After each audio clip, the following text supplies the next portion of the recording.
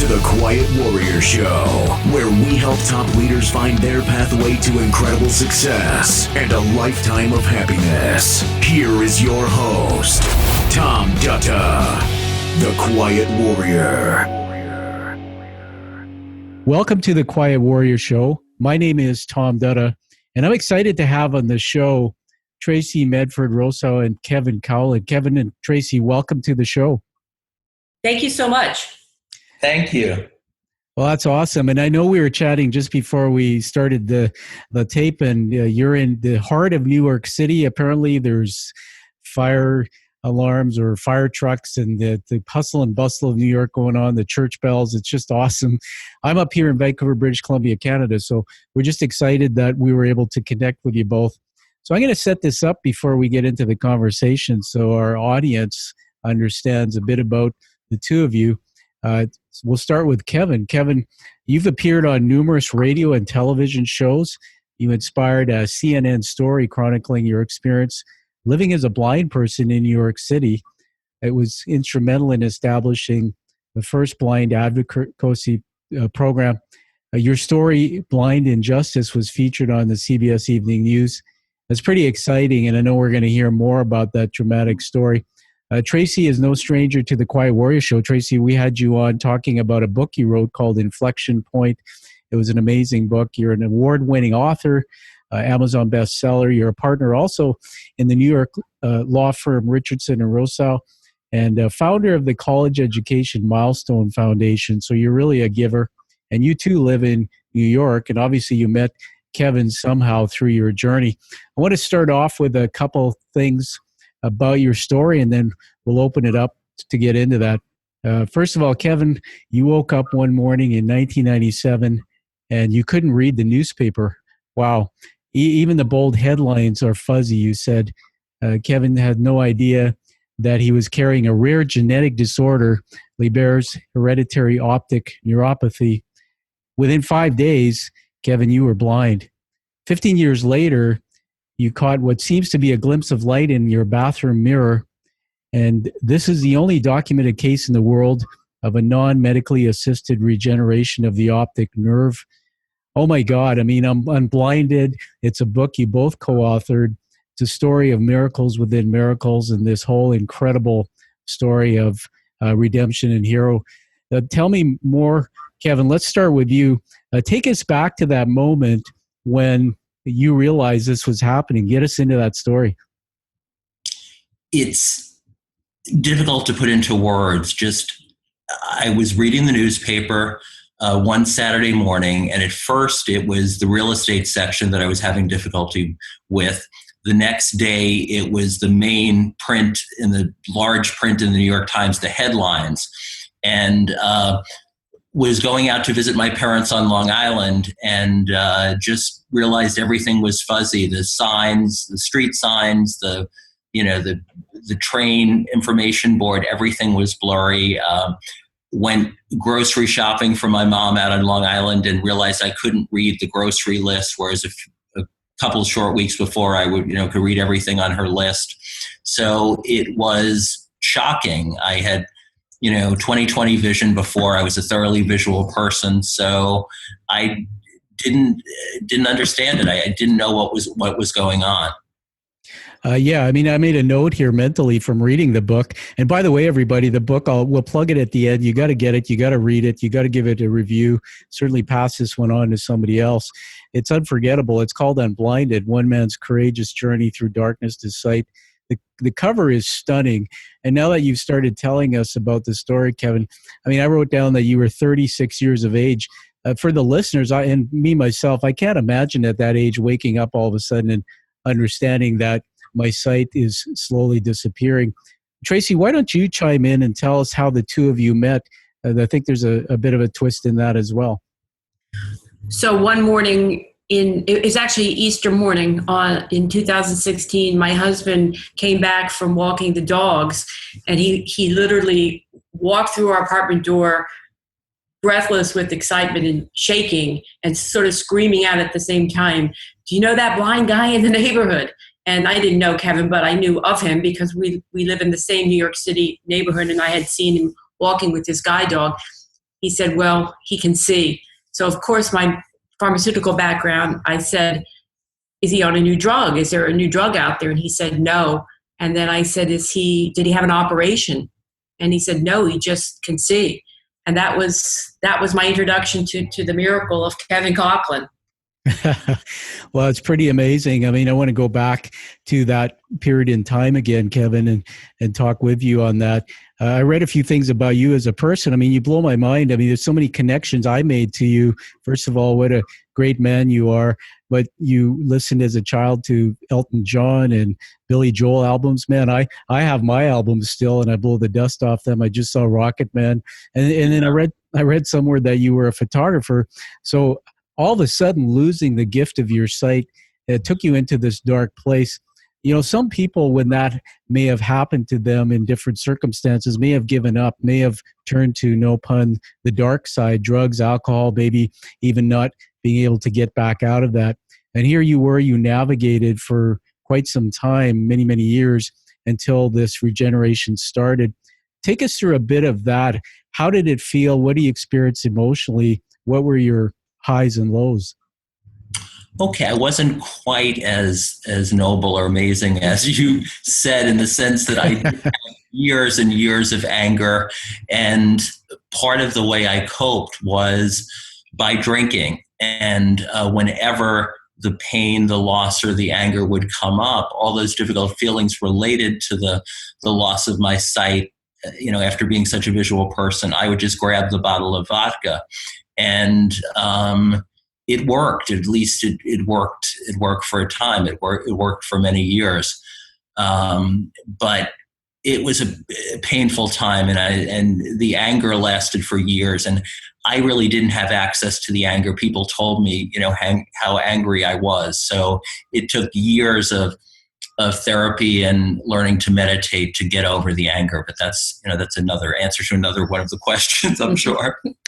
Yeah, I mean, thank you for sharing that. I honor that. I love your story. I love you for sharing it. In leadership, they call that vulnerability, and to be able to share that and then write about it in a book is really a gift. I believe that when people listen to this show, that is a teaching moment, because you probably realize this, Kevin, but across the universe, there's many people listening to your story that might be saying, whether it wasn't maybe me going blind, but I had other issues in my life and I turned to alcoholism.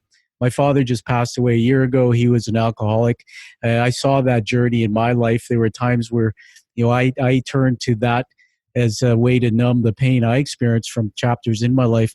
When you're in that, sometimes it's hard to see ahead. I want to read another passage. One of the things, everybody, I love about this book, the way it's written, is there's selected journal entries throughout each chapter or at the end of each chapter. And then at the very end of the book, it's so thoughtfully done. Your journal exists, which really makes this book real.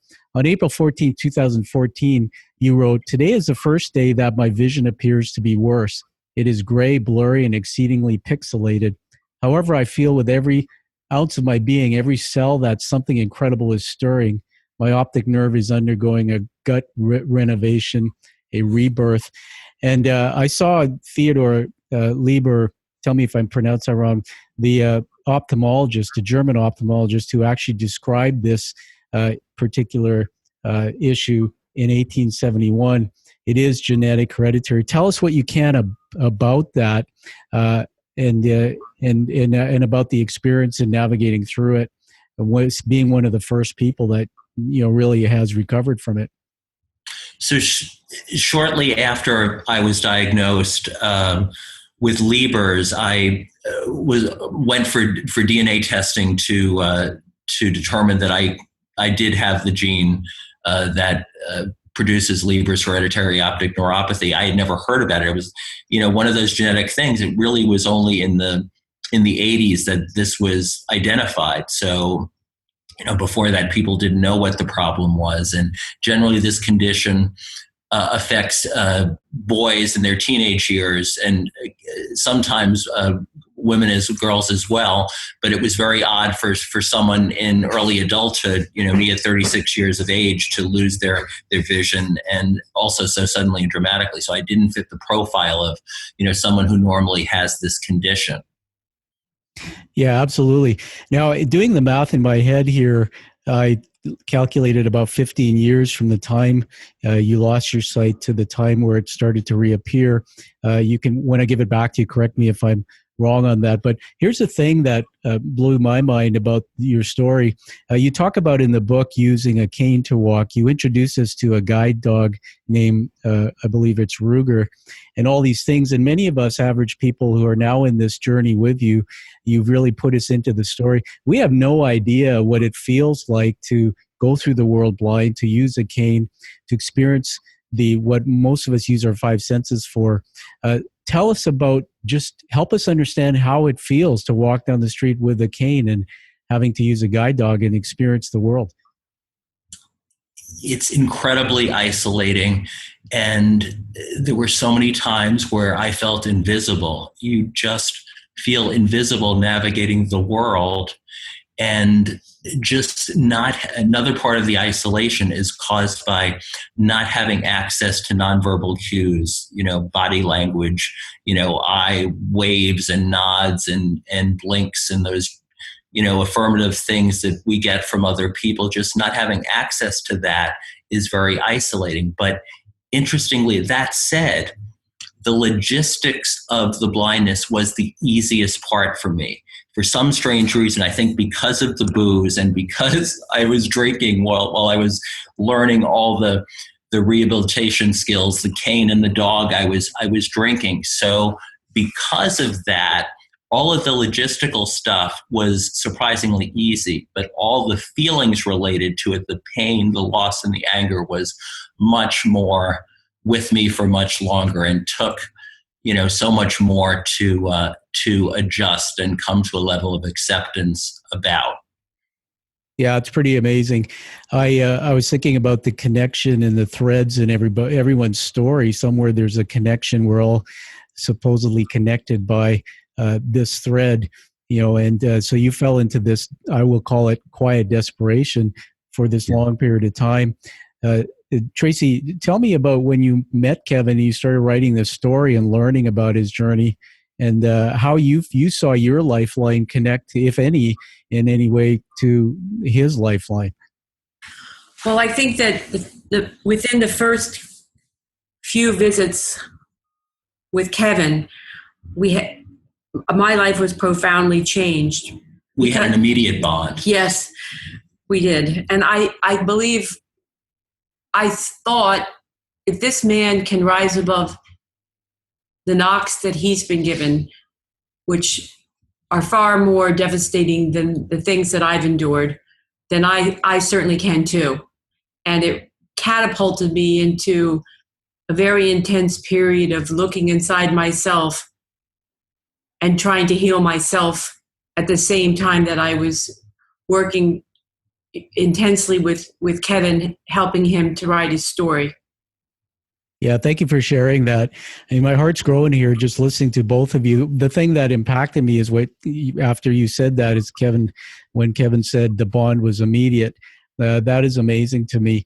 And I know that people listening to this interview will immediately connect in some way, because that bond, when I heard the story and I just looked at the cover of the book, something about you, Kevin, and I know you seem humble.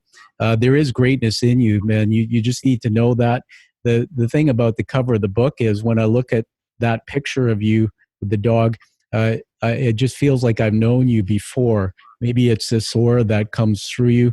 I'm not sure. Sometimes God puts us in a place and gives us a purpose once we're through that to go out and change the world. And I think in the work that you're doing, telling the story, it really is doing that. I want to turn to the book again. On July 21st, 2014, this is on page 39 of the book.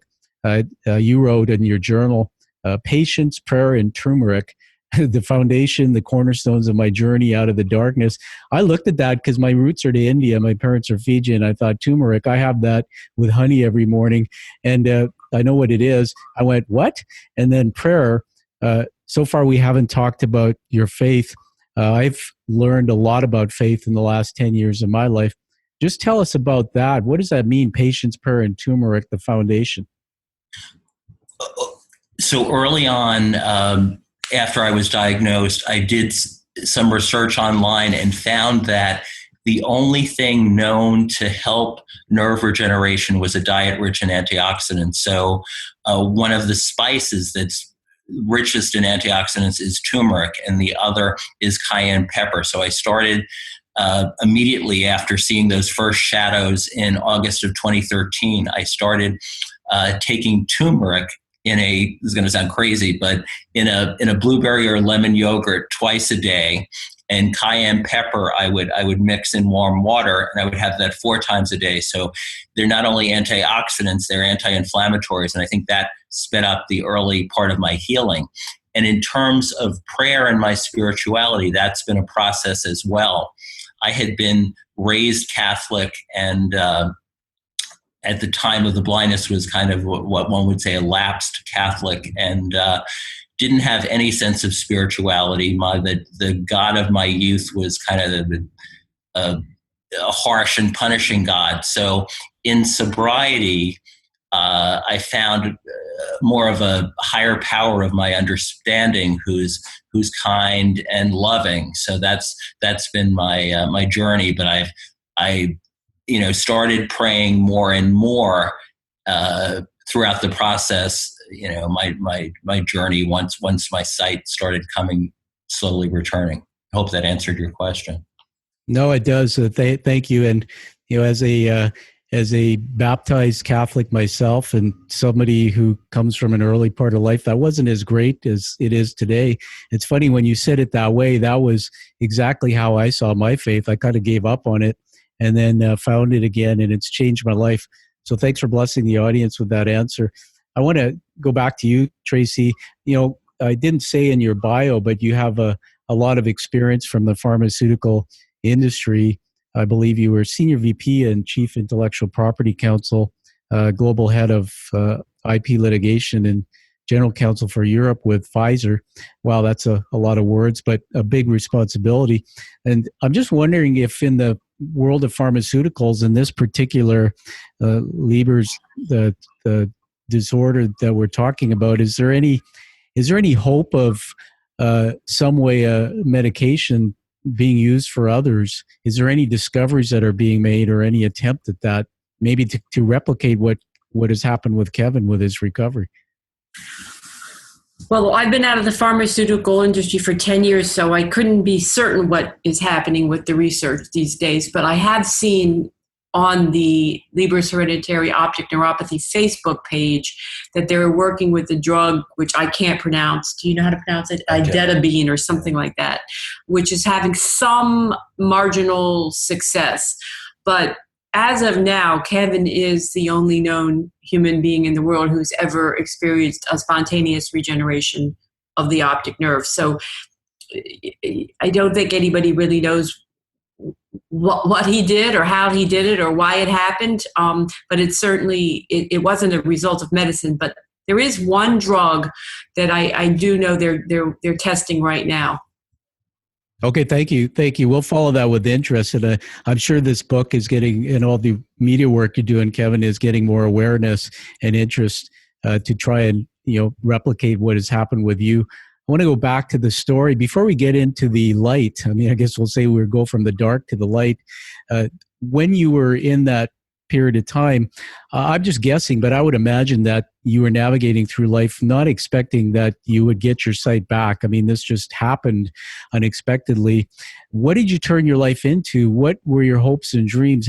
What did you do with your life during that period of time? Everybody, they say, comes into the world with a passion. It's usually something you're doing when you're younger. Some people find their true purpose. And then others like you, they hear this call to take an adventure because something dramatic happens in their life, not always a good thing. And they go on this adventure to seek and discover about themselves. If your sight never came back and you were still in that world, tell us what you would be doing or were doing with your life. What was it to you? As you said, I never had any hope. I had been told by, doctor after doctor that the scientific community believes that once you have what they call optic nerve damage, it's irreversible. So I didn't have any hope of seeing again. So I would say it took about 10 years to come to a level of acceptance. And once I came to that level of acceptance, of course, I still hated the fact that I was blind, but I was able to make peace with it. And for some odd reason, I always, in the back of my head, thought that something good was going to come out of it. I had no idea what that was. I didn't ever think that I was going to see again, but I just had a feeling that something good was going to come out of it. Well, wow. My, like the Grinch Who Stole Christmas, that kids show I used to watch, my heart just grew 3 times. We honor you and just let you catch your breath, Kevin. I could feel that emotion from you, and that's part of the story that I just love. And I'm so grateful for the turn in your life. Wow. I'm just going to read another passage from your journal, and then we'll take it back up again. In September 2016, you wrote, "As I leave my building early this morning, I hesitate as though I can see someone coming in. As I stand still and focus, I realize that I'm seeing my own image reflected in the plate glass door as I push it forward." Wow. If you're okay to talk about that, try to put us back into that moment in your mind. What was going on when you started to experience that? It was extraordinary. It's so difficult to put into words. And that was just one of so many incidents like that. And there's one that was the most impactful was in May of 2016. And it was a summer afternoon. I was in my apartment, and sun was streaming into my apartment. And I was sitting on my sofa, and I looked across the room. I had never seen him before. And, he and I had been together for many, many years. So I slowly tiptoed closer and closer to the bed until I could see his face. And that was a moment that just shook me to my core, seeing my beautiful seeing eye dog for the first time. So that was extraordinary. And then of August of this past year, you mentioned that Traci and I live in New York City in Midtown Manhattan, and one of the neighborhood landmarks is the Chrysler Building, which is a beautiful Art Deco skyscraper that's located on 42nd in Lexington. I live on 38th in Lexington. So I had not seen the Chrysler Building for 20 years. And on this particular evening, I'd taken Elias out and was just, throwing something in the trash can. And I just glanced up and saw the Chrysler Building, the spire of the Chrysler Building again for the first time. And that was another moment that just shook me to my core.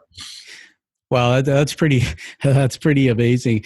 I'm living vicariously through that part of your story. Can't imagine my life with a big gap in it where I really couldn't see the world. Just so inspiring, Kevin. It's amazing. Another journal entry here, and let's get you into that swagger. You wrote October 4th, 16, "I'm walking with a distinct swagger, not one that comes from a place of ego, one that is fueled by immense gratitude and joy." Now, here's the thing is there's no ego about you, man. I mean, I don't hear that over the phone. I think that's why. And they say that when you tell your story, you get to write the next chapter your way. They say that when you tell your story, you have to tell it to the right tribe. Want to ask you a question that may be somewhat controversial to think this way, but I think about it this way. Traci knows this from the talk we've had, that I'm an advocate for marginalized people, particularly for mental health. I've volunteered for a decade at a board level, experienced that in my family, and also alcoholism and other issues. I've noticed that the word stigma fits. For example, I'm navigating right now through a concussion. I had a fall a year ago. Whenever I tell somebody, I had a brain injury, sometimes they kind of look at you funny. They doubt your ability. Mental health, sometimes it's the same. People won't start a conversation and talk about it. I walk by the streets and see homeless people and my heart grows. I mean, I love doing things to help in that area. And yet people won't look people in the eye when they're on the street. Yet I see people walking down the street with canes, and everybody is so tolerant. People are forgiving, or they're trying to help. Tell me, when you went through your journey, did you experience any stigma because of your situation, your disability, or was it different than what I've said? there's incredible stigma, and there's a lot of people who just seeing a person who's in any way marginalized, handicapped, or homeless, it upsets their perfect little world. So they kind of avert their eyes from it. So there is that stigma. But another part of my story is, I too was one of those people. So when I had perfect vision, I was self-absorbed and impatient and angry, and I didn't notice any of those people, but today I do. So part of my journey is becoming more empathetic and becoming more aware of other people who are, quote, invisible in the world. Wow, that is another huge teaching moment. Again, to honor your vulnerability, Kevin, and your courage. That is just awesome what you said. I think we're all learning just through that thing you just said, that through adversity we emerge seeing the world differently. And that takes me into one of my last couple of questions. And I do some work with leaders in companies, and sometimes we'll do what's called strategic planning, where we'll put everybody in a room for a day, and we'll write a question on the whiteboard, and the question goes something like this: what will the world look like when you're finished your work here? You have this story, and I'm sure there's a lot more that you're going to be doing with it. Tell us how you hope the world will be changed by what you've given it. I hope that there is less stigma for people, that there's more love and kindness. And to me, the story Unblinded has universal appeal. It's not just, to me, sight is a bit player in the story. The real story is so many people are faced with all different kinds of life-altering events, an illness, loss of a relationship, loss of a loved one. And it's about facing that particular life challenge and learning from the loss, being open and willing to grow from the loss. And I don't know why, but for some reason, I had that willingness, and I was just taken on this journey. And it's been incredible. I have grown so much. And I think other people can, in their journeys grow as well. And all the cliches are true, that with adversity comes strength. And, with pain and loss comes growth. All of those things that sound cliche or trite are true because I've lived them. Yeah, that's awesome. They say that every little boy has within him, and little girl, the question, can I do it? And I meet a lot of people, especially people in leadership business, and sometimes we find this imposter syndrome where people are pinching themselves. Is this really happening? Do you wake up some days and look in the mirror and pinch yourself, asking yourself that same question? Clearly, I definitely do. All right, let's end. Go to wrap up in a minute here with some fun. Maybe there isn't a case, but find a moment that was kind of funny and humorous. Something maybe that stands out in your mind, Kevin, through this journey that you created. You just created this sense of laughter and maybe made you blink a few times. The funny thing, and it's funny in a kind of ironic way, is that most of the time that I was completely blind, when people would ask, me if I needed assistance, I would be gracious, but I would be like, oh, this is my neighborhood. I do this route all the time, or this or that. And probably a year into this process, I was walking a 4-block stretch in my neighborhood, and within that 4-block stretch, 3 separate, every corner, people asked me if I needed assistance, and every time I was laughing to myself because I was graciously taking assistance, because for the first time I was seeing it from their perspective, that people wanted to help, whereas before I saw it as they were judging me, thinking I needed help. I never saw that the person got something out of helping someone. Yeah, that's fantastic. Thank you for sharing that with us. Wow, there's so much in that. There was a study done, a Canadian study actually, of 90-year-olds, and they came up with the answer to the question, at age 90, what's your biggest regret? After all the data came in, Kevin and Traci, they came up with three things. One, I didn't reflect enough. Two, I didn't take enough risk. Three, I didn't leave a big enough legacy.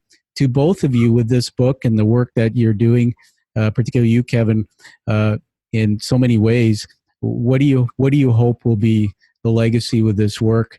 And then tell us how we can get a hold of you and the book, or anything else you want to share. Ultimately, Traci and I both hope that the book will be made into a feature film. So we're hoping that it'll be an uplifting and positive movie. And I would like to turn this experience into a career as a motivational speaker, just kind of sharing my journey and trying to inspire people, through my journey, and to find, hope in their lives. Wow, that's awesome. I can't wait to watch that film. I'll be in the front row seat with my whole family. It's really interesting because when you said that, I thought about, my mind was going on a journey in so many directions. I thought about a film. I can't remember, and forgive me if the title's wrong, called The Climb. And I don't even remember the gentleman, but he was blind and he climbed Everest. And there were moments in that film where you just were on the edge of your seat in disbelief and wonderment. And now that I've read your book, Kevin, I didn't even think about that, but I want to see the film. I mean, it will be something that'll be dramatic and so authentic because it's about a true story. Want to honor you with some words. I write these down as I'm interviewing. Traci knows that I do this from the past. And these are what I call leadership words. They come out of me just from hearing you. Kevin, you're a hero, man. There's no question about it. Your courage, if we looked in the dictionary, there you are. Your wisdom, I think you have a worldview, but a view from the darkness, which is something that you can't teach other people. And this wisdom belongs on the stage. It belongs with you doing public speaking. I believe that. And the fourth one is hope, man. Everybody listening to you, whether they've lost their sight and they're recovering it or not, or any other situation, you give us hope. The way you've navigated through. We're so proud of you. And Traci, the word gratitude and love comes to mind. The fact that your husband came home that day, told you about this gentleman, and you did something to want to bring his story to life. Just so honored that you have that leadership in you. So let's turn it to you two for the last word. Anything you want to say before we wrap up? And then we'll obviously be looking for that next chapter. Well, to answer the other question you had, if anybody wants to get in touch with Kevin, they can do so through the Unblinded Memoir Facebook page. That's probably the easiest thing to remember. If you remember his name, even in Google his name, you'll see the hit to the Facebook page, and through that you can get in contact with him. All right, that's awesome. Well, listen, his name is actually pronounced Coughlin, but it's spelled Coughlin. Perfect. Well, thank you for that, Kevin, and thank you both for being on the Quiet Warrior Show today. And everybody, find this episode when it's released. Give it a rating so that we can honor the story. And find that true passion that you hear from these folks. Live the life with purpose. Live the life that you deserve and desire. Thank you both for being here today. Thank you so much, Tom. Thank you. You're welcome. Bye. Thank you for listening to The Quiet Warrior Show. Create is a motive-based leadership development firm. www.kreat.ca